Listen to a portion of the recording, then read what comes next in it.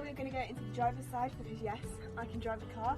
And again, we have a keyless entry, so we can just open the door.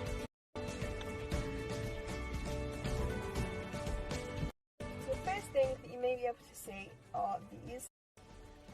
What they did is they took the entire panel out, which has all of my mirror controls, my windows and things like that. So they took the whole panel out and they actually moved it here where it's raised, so meaning that I can put the windows up.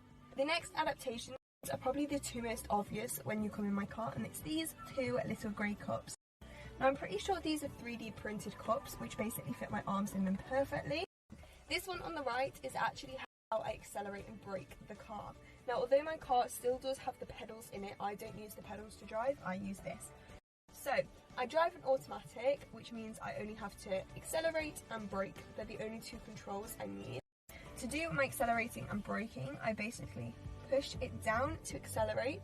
I only need to push it a tiny bit, otherwise I'm going to end up in my neighbour's house, which I don't want to do. So this one's on the steering wheel. Now I use one arm on the steering wheel and one arm to accelerate and brake. And yeah, this one is basically just a cup fitted to the steering wheel, so both ways to do like a roundabout or something. And then those two beeps just signify that I've indicated. You can probably hear my indicator clicking. I'm just going to look, obviously. So the next adaptation is actually called a bleeper, which you may have heard, which has my lights, it has my indicators, it also has my wipers and stuff on it, and basically I have to hit it for a certain amount of beeps and then it does an action. 2 beeps is actually a left indicator, so if I press it and hold it for 2 beeps, my left indicator will then be going.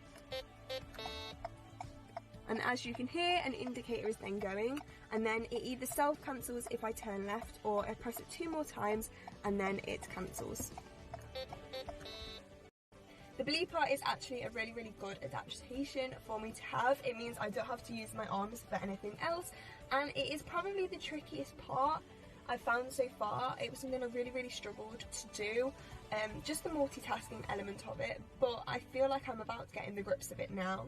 This is actually how I change my car into the different modes. So as you can see on this little dial, it actually has all the letters on it for an automatic car, and you basically just turn it, obviously whilst you're braking, and this is what allows you to change from like reverse into park or into drive, which is really, really useful for me actually.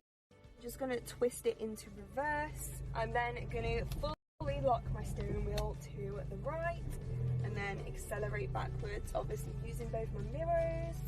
I do have parking sensors, and there we go. I'm then just going to twist the car into park and then pull my handbrake on. My car actually has keyless entry on it, which means I don't have to press any of the buttons and I can just have my key in a bag or my pocket. So let's open my boots. They actually fitted me this strap, which I can reach perfectly. So all you do is pull on the strap, gives you the boot. Keyless entry just works the same. To close the car, so you just shut the door, and then press here, and again, and the car is